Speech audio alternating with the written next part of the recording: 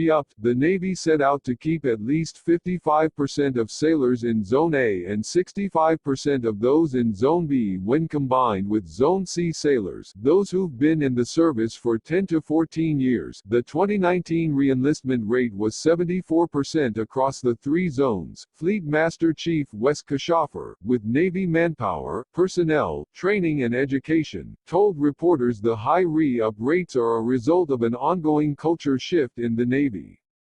Leaders are listening to rank-and-file sailors, he said, and the Navy is focused on developing policies based on what's easier for the individual and their family. Related, child care remains a retention priority. Navy's top NCO says, "When I was a very, very young sailor in the Navy, facing a particularly challenging family situation, the moniker was, 'Family didn't come in your seabag, shipmate.'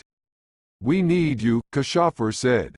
"That is no longer our mantra. The entire military faces recruiting and retention challenges when it's up against a booming economy. People have job options outside the service," Koshoffer said.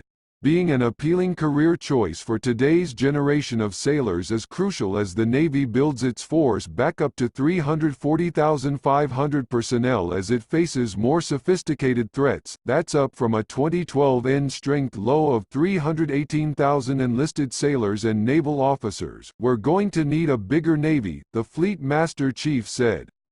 "We have a different national strategy, a different military and Navy strategy.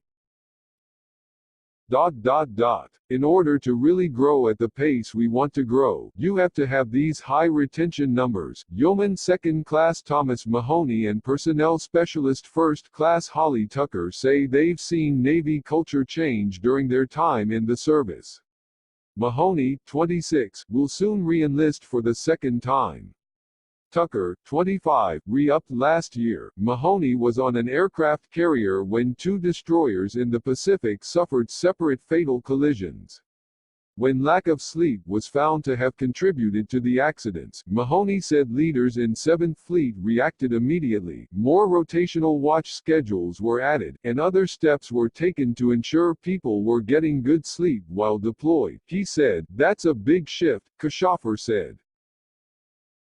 "Our attitude toward sleep used to be, 'You'll sleep when you're dead,'" he said. "We've changed that." Tucker cited the military's 12-week maternity leave policy as contributing to her decision to stay in the Navy. The service's maternity leave policy briefly tripled from 6 weeks to 18 under former Navy Secretary Ray Mabus.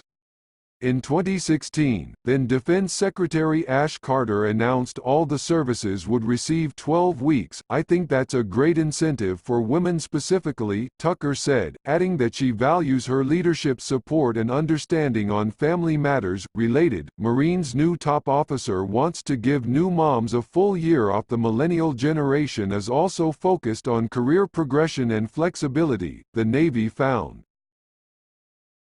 Koshoffer said leaders are shifting the service's culture to show sailors they're listening and responding to what they're looking for in a Navy career. After years of complaints about the Navy's career detailing program being too secretive, for example, the service unveiled a new online database called My Navy Assignment.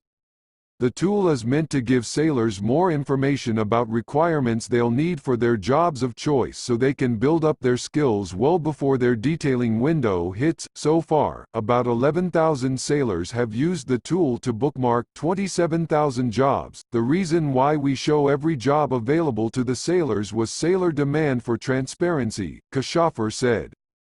"We heard you, we listened, we made the change. Change is what the Navy must do in order to compete for top talent," the Fleet Master Chief added.